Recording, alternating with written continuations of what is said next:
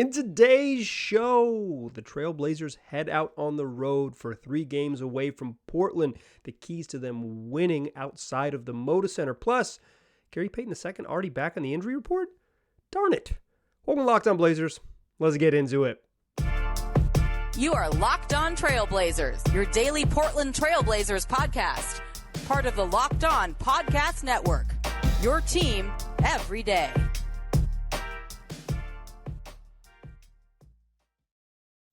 What up, world? It's your past first point guard and Trailblazers reporter, Mike Richmond. You're listening to another episode of Locked On Blazers, part of the Locked On Podcast Network, available wherever you get podcasts and also on YouTube. Thanks for making the show your first listen every day. Free on all platforms, coming at you every single weekday, Monday through Friday. So why not make it a part of your daily routine and tell your friends to do the same? It's Locked On Blazers, your team every day. In today's show, I want to talk about the Blazers' upcoming 3-game road trip that runs through Minneapolis, Indianapolis, and Toronto before they head back for a 10 of 11 back at the Moda Center. This is their last extended trip of February, their only multi-game trip of February, and before they have this home-heavy chunk, which is a chance for them to kind of get right and get going, this is an important trip. It'll be an important trip for a variety of reasons. 2 teams below 500, the Indiana Pacers, who are surprisingly pesky and pretty good, but 3 winnable games all away from home and a chance to start building a little bit of momentum. I don't even think I believe in the word momentum, and I'm sorry that I used it in the first 2 minutes of this podcast, but a chance to build some good habits, I think is what I mean, and get some confidence in the way you're playing, get, the new parts like Gary Payton and looks like Jabari Walker is going to be part of the rotation, and those types of things ironed out. Figure out how you play with whatever the lineup is going to be, and I think that's going to be important. That's what you want to do away from home, and then you really hammer those habits when you have time at home.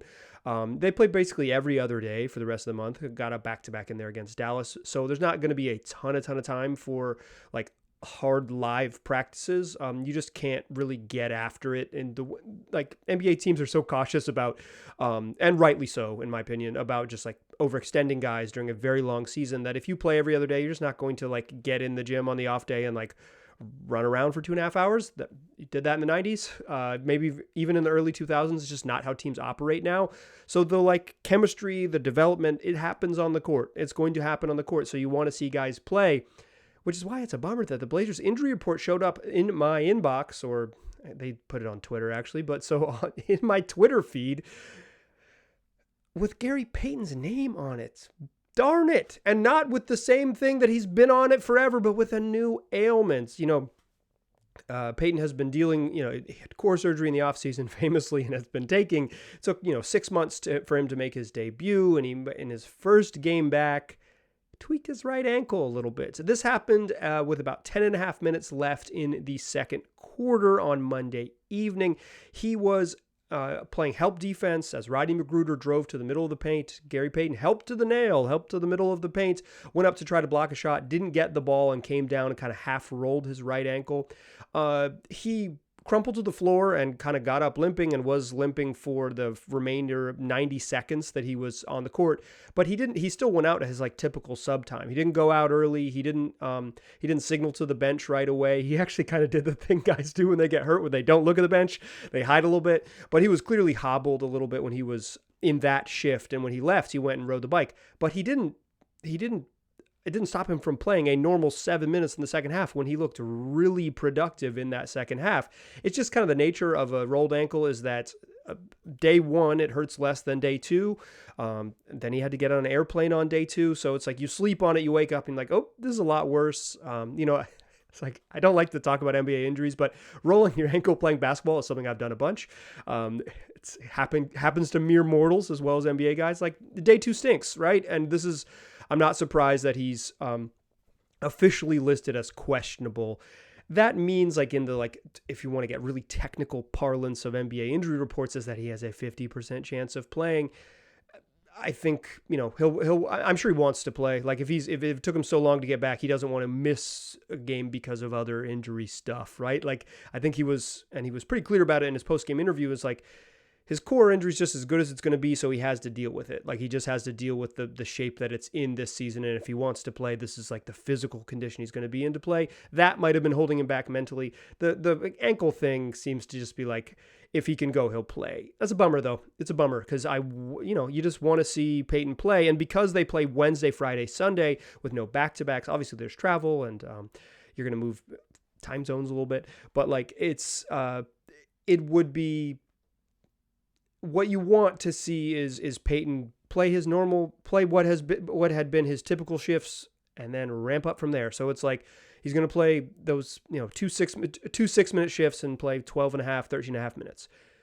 Then you want to see him play a little bit more, get up to 15, and then maybe by the end of the road trip he's comfortably playing 15 in that third game, and when he gets back and they're home, and again they play every other day until the weekend, 15 becomes 18. He can settle into playing that 18 to 22 minute role, 18 to 22 minute a night role that I think he's going to play when he's fully ready to go.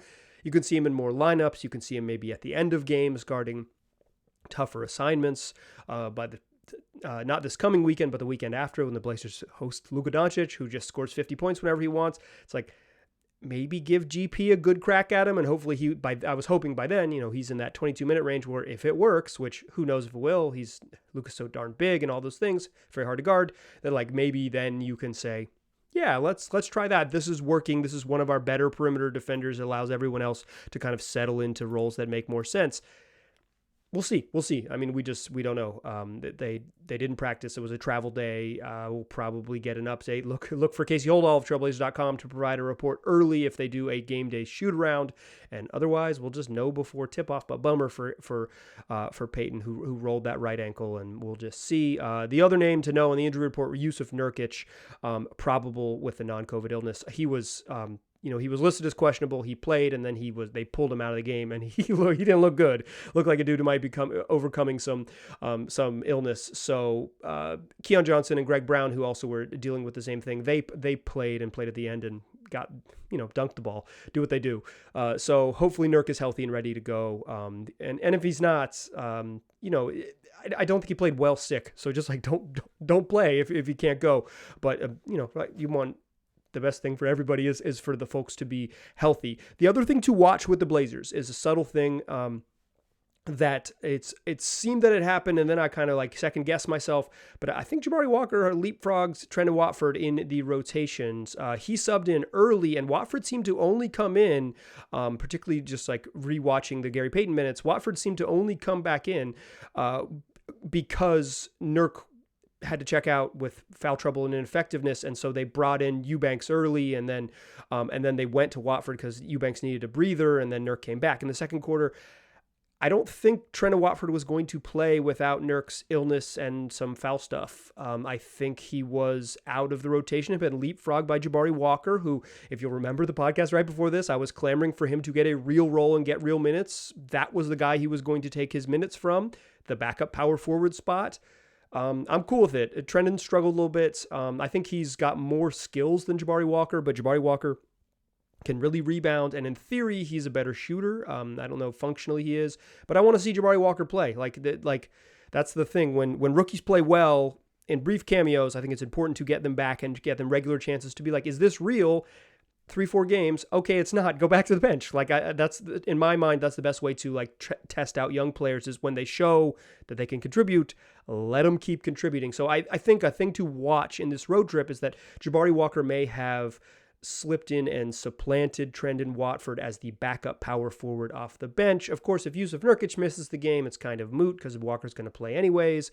But something to keep an eye on. That is regardless of GP's health, at least. I think where Walker plays and how much he plays, I think that would be really curious because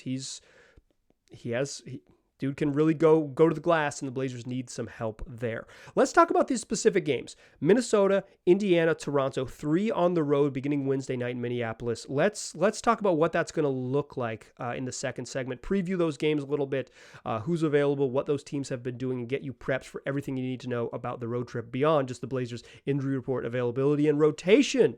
Getting you fully ready for a week on the road with the Blazers and a half a week on the road with the Blazers. But first, this episode is brought to you by BetOnline, the fastest and easiest way to bet on all of your sports action. NBA games, NHL games, baseball futures, you got combat sports, you got soccer and that all over Europe that's now back in action.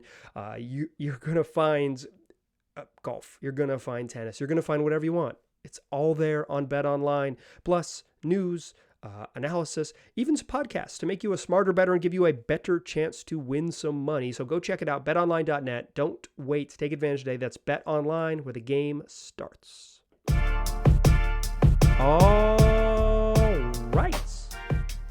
Let's talk about this game. Blazers got a road trip. Starts in Minneapolis, ends in Toronto with Indiana sandwiched in between. I'm going to run through each of the teams, give you everything you need to know, and then we will talk about what this road trip means to close the show. But one of the values of this particular podcast network is that we've got shows on everybody. Locked on Wolves with Ben Beacon is really, really good. Tony East does such a good job with Locked on Pacers, and Sean Woodley is really, really good. He's nails with Locked on Raptors. So like, if you do want to get prepped, go listen to those podcasts. That's what I did to get prepped for this show. So I'm going to bring you a little bit of insight from those three shows. Here's what you need to know about the Minnesota Timberwolves. One is a pretty big development in Minnesota, at least as far as the injury report is concerned. No Karl-Anthony Towns, who's out until probably February, and no Jordan McLaughlin, their very talented backup point guard, who maybe is the best point guard on the roster. But the big name that is listed as questionable is Taurean Prince. Prince has not played since late November, since like Thanksgiving, with a right shoulder subluxation, or he dislocated his right shoulder. I'm not a doctor, podcaster. Struggle with the pronunciation, but he dislocated his right shoulder and hasn't played since the end of November. He has been upgraded from out to questionable. That's a big one. He is a useful wing who can really help and was playing big minutes when he was healthy to begin the year. Taurean Prince is good. He can shoot. He can rebound. He can defend. He's long. Like he's a multi-skilled wing. Everyone in the league needs more of those. He will help if he can be, if he is available. And I think the upgrade from out to questionable is usually the signal NBA teams do to be like, hey, this dude who's been gone for a while, he's going to play. Except for the Blazers, who just straight up took Gary Payton off the injury report entirely. Taurean Prince is a big one for the Wolves, who could absolutely and will absolutely use his services. They were playing Matt Thomas, a signee, waived former Lakers signee in the last game I watched of theirs, a win over the Denver Nuggets in Minnesota. Also on the injury report, upgraded on the injury report, is Naz Reid, who missed the previous game with back spasms, missed that win over the Nuggets with back spasms. He's still listed as questionable. If he doesn't play, you will get to see former Blazer great Luka Garza, a Summer League legend, Summer League champion with the Blazers. He'll play a little bit as well as Nathan Knight as a backup big. Naz Reid is better than both of those dudes. And if Taurean Prince and Naz Reid are healthy, you won't see either of them. You won't even know they're on the team. But that helps their bench and helps their depth, because their depth is really dicey right now with no Karl-Anthony Towns. The minutes without Gobert are like, oh, Luka Garza, post-isolation, running a pick and roll with Austin Rivers. Whoa. Also, D'Angelo Russell, who missed the previous game with an illness, is not in the injury report at all. D'Lo's going to play, so you've got that there. And Minnesota needs all the help they can get. They've lost 9 of 10. They beat Denver in their last game. They beat the Nuggets by double digits in Minneapolis. In a game where Anthony Edwards was really stinking good. Jalen Noel was really stinking good, particularly Ant. He went off. But that snapped a 6-game losing streak. They've lost 9 of 12. Overall in the year, they're 20th in offense. They just can't score with any regularity, and they're 14th in defense. A Rudy Gobert team that is slightly above average on defense. They struggle there, and they just can't score. They're so reliant on Anthony Edwards to have hot shooting nights, and he's been prone to some stinkers this year, quite frankly, and they need him to be consistently good for this to work. D'Angelo Russell being back will help them for sure, because he's just another dude who can make shots, but he's been hot and very cold this year as well. So, their offense isn't very good. The Blazers, Blazers are a bad defensive team and playing one of the 10 worst offenses in the league. Take advantage of it. Make it hard. First 2 meetings between these teams were in Minnesota. They played Blazers beat them twice, or in Portland against Minnesota. The Blazers beat the Timberwolves twice. The first game, Portland just couldn't stop pick and roll actions. D'Angelo Russell got what he wanted. Anthony Edwards got what he wanted. Rudy Gobert got what he wanted. That trio darn near had 70 some points, 72 points, I believe. That trio darn near won the game for the Blazers in a game that just came down to late game execution. Portland was better. Blazers responded with a much better defensive effort and an awesome offensive game. Anthony Edwards, Anthony Simons and Dame carried him home, said, come on, let's go, and made sure the Blazers rolled in that one. Play some better pick and roll defense, continue to score. The Blazers score to win, 115. That's what they need to win. Their formula hasn't changed. That's a winnable game. Indiana is a tougher one, much tougher one. Not much tougher. It's Minnesota has been struggling. I think they have the talent, particularly with the addition of Naz Reid and Taurean Prince, to be back in the lineup and all those things. Talent to win. All of these games are both winnable and losable. Indiana's the best team the Blazers play on this trip. Tyrese Halliburton is just a straight-up star. He's a star. He's leading the league in assists. He plays incredibly fast. He gets them in transition with great hit-ahead passes, and is really smart at finding his guys on the break. And then in close games, including a couple wins last week, right after I said they weren't very good, immediately after I said they weren't very good on the podcast, they beat the Hawks, and Tyrese Halliburton just takes over down the stretch. And then over the weekend, I watched, they had a Saturday afternoon game against the Clippers, and Tyrese Halliburton he just orchestrates so well in the half court against a really good defensive team like the Clippers. That was a home game, but really good defensive team. Clippers on the road, beating the Clippers at home. Clippers defense travels. They've been good on defense everywhere. They just can't score away in LA. They can't score anywhere, but they can't score away from LA. Tyrese Halliburton is he's a star. Dude's a star. Miles Turner's having the best season of his career. The whole world's been trying to get him traded out of Indiana for the entire season and even all off season, and he just responded by having the best offensive year of his career. He's had maybe better raw block number years, but for my money, this is the best he's ever played. Dude's really good, and when they matched up, he played really well against Nurk last time. They kind of went at it a little bit. Miles Turner had a monster first half against the Blazers. Monster first half.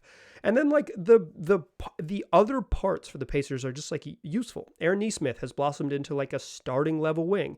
Ben Mathurin is a really good rookie. Buddy Hield is a great running mate for Tyrese Halliburton because he plays in transition and chucks up threes. And when you play with a point guard that hits ahead and wants to run, having a dude that fearlessly fires is really valuable. And Buddy Hield does that. TJ McConnell's back and healthy. He does pesky stuff. The Pacers are just a good basketball team that they're tough. They are going to, they're 13th in offense, 22nd in defense, but that offense can get humming. I know they're slightly above average, but humming. When they get going, they're real deal. That's a tough game against the 21-17 Indiana Pacers, who I tried to bury, and they've won 3 straight since then. Final game of this trip is in Toronto against a team that, quite frankly, just is out of sorts. They've lost 12 of 18, and maybe my favorite player in the NBA, Fred VanVleet, he can't make anything. They started 5-4, and it's they're okay. Pascal Siakam gets hurt, and they struggle, and they struggle without Pascal Siakam. He's playing, all NBA level quality this year. He can pass, he can score at all 3 levels. He's defending. He plays 3 positions pretty seamlessly, or any position pretty seamlessly. He's a beast, and their half court offense stinks. And he's the guy who can kind of get them going in the half court, and they need him. But then he comes back, and they've still lost. They've still lost 12 of 18 with him back in the lineup, with Pascal back. They're just reeling, including 6 straight, a 6-game losing streak that started with 2 losses to the Orlando Magic.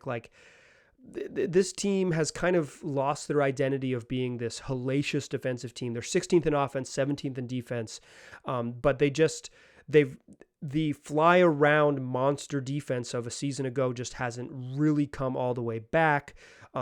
The funkiness that allowed them to be so effective without a center has kind of gone away, as Scotty Barnes, the rookie of the year, second-year player, has really struggled. And my man Fred VanVleet just can't score. He just can't score. He's an all-star last year. He's a career 38% three-point shooter. He's shooting under 33% from 3. Dude can't score. It's really hard to run we're going to be good on offense and rely on two dudes to bail us out on, or really good on defense and rely on two dudes to bail us out on offense when one of those dudes can't do it. Nick Nurse every 10 days calls out a player on the roster and says they're not playing well enough. This team is just struggling right now. Certainly has the talent to be trouble, right? Like they can beat some teams and be trouble, but they have struggled, which means that the Blazers have 2 winnable games on this trip. They have 3 winnable games on this trip, but 2 games against teams below 500. Minnesota's a winnable game to start the trip. Toronto's a winnable game to end the trip. Indiana's a pesky team in the middle who you've already beaten. It's 3 winnable games. This is a prove-it trip. That's what I want to talk about in the third segment. It's a chance to prove it. Let's see if they can do it. Join me in that third segment, won't you?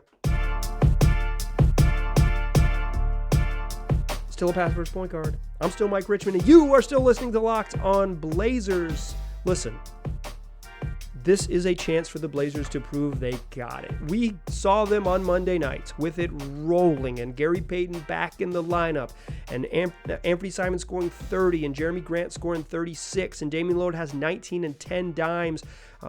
They're flinging the ball around, 18 assists on 23 field goals in the first half. They score a $135. The offense is rolling. This is the platonic ideal of what they can be, which is a team that is just too good on offense to handle. That's the Detroit Pistons. On Friday, the offense melted down against a good team in the Golden State Warriors. I think the Warriors are going to get right with Steph Curry out and end up like the best team in the Western Conference when it's all said and done. But like, we like the Portland Trailblazers viewing interested, need to see them play a little bit better. It has been a minute since they beat some good teams on the road. In fact, the Blazers this year have, including the season opener, the win over the Sacramento Kings when both teams were 0-0, have just 4 road wins against teams that were at or above 500 at the time of the game. Sacramento began the season, Phoenix early in the year, New Orleans early in the year without Damian Lillard, and then Utah at the end of Utah and Salt Lake City, which was a really nice win where they executed really well down the stretch and beat the Utah Jazz. Like, just 4 such wins against teams that were above 500 when the games were played. That's not a perfect measurement, but it kind of indicates what we've seen. They haven't beat a team that's at or above 500 on the road since December 3rd. That was that game in Salt Lake City against the Jazz. They've lost 3 straight.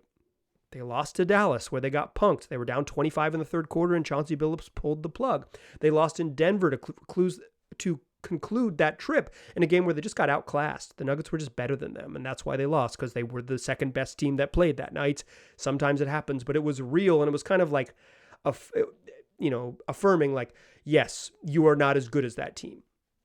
Then against the Warriors, without Steph Curry, but against the Warriors, who got back to 500 just before this game to make the stat true, we're right there. They were, after trailing by 18 early, come all the way back, get a double-digit lead by 8 with 4.5 minutes left, and just crumble because the offense disappears down the stretch with bad shots and bad turnovers. It wasn't even a defense problem. It was just they just could not shake free of Dante DiVincenzo and Jonathan Kuminga, and they did not run enough good actions to get quality looks.